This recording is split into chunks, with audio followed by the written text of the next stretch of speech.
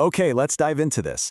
Welcome to today's Explainer, where we're looking at a massive fundamental shift happening right now in the world of quantum technology. For decades, quantum has basically been the stuff of really complex math on chalkboards and super isolated academic labs. But we're officially in a new era. This tech is rapidly moving from pure academic research straight into real-world, highly impactful applications. And that exciting jump? It brings up a huge, completely unexpected roadblock that we absolutely need to talk about. So who is actually going to build our quantum future? It's kind of like the ultimate Schrodinger's workforce scenario, right? We desperately need these engineers, but right now they both exist and don't exist until we actually try to hire them. It's one thing to understand the mind-bending physics of quantum mechanics, but it's an entirely different beast to actually engineer, build, scale, and deploy the physical hardware and software that's going to run it. We need a totally new kind of workforce. And right now, there's a really serious question about whether we have the people trained and ready to do the job.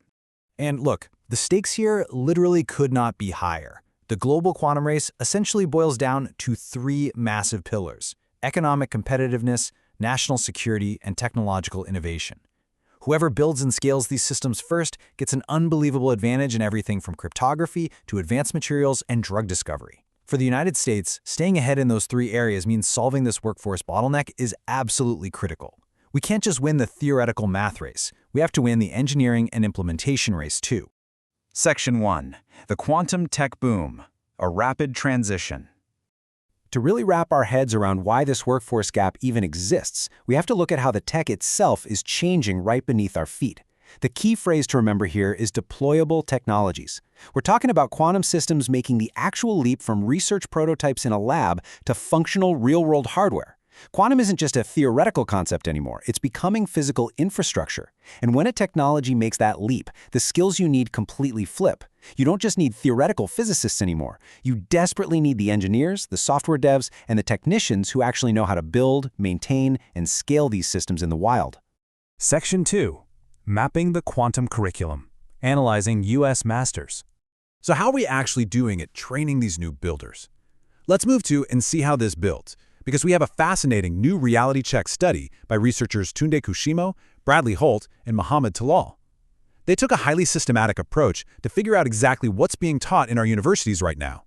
Step 1, they analyzed the primary U.S. master's programs dedicated specifically to quantum tech.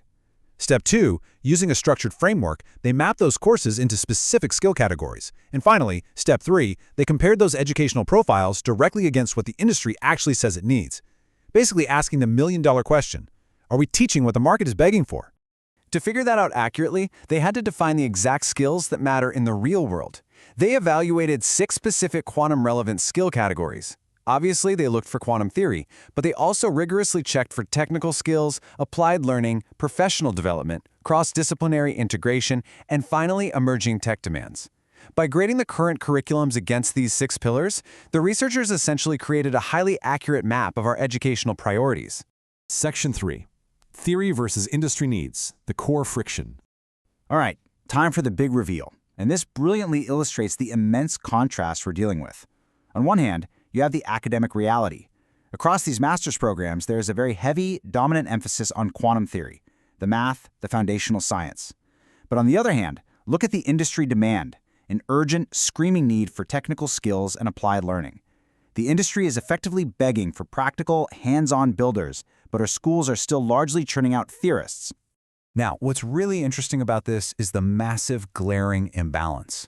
You've got an overwhelming 70% slice showing the heavy focus on quantum theory across the board. But the practical stuff? Those margins for technical skills and applied learning are tiny and hugely variable. The researchers found that how these practical components are handled varies wildly from program to program.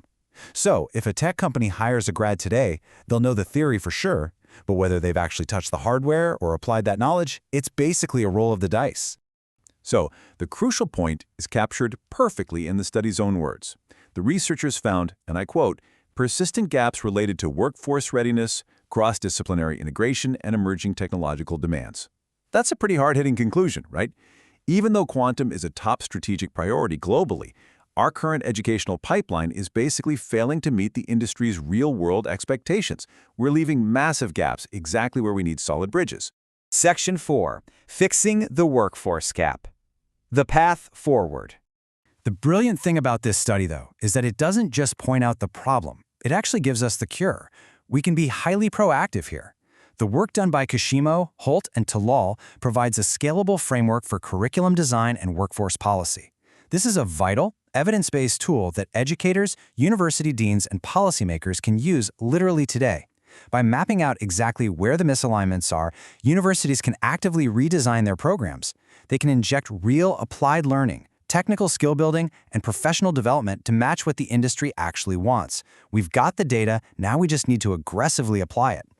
Which leaves us with one final, really provocative thought to chew on. The U.S. absolutely has the quantum theory down, but are we actually ready to build the quantum workforce? We've mapped out the gap between the academic lab and the real world, and thanks to this research, we know exactly what needs to change in our schools to bridge it. The blueprint is right there. The only question now is how fast we can adapt our higher education system to train the minds that will physically build our quantum future. Thanks for hanging out with me for this explainer, and definitely keep your eyes closely on how this critical space evolves.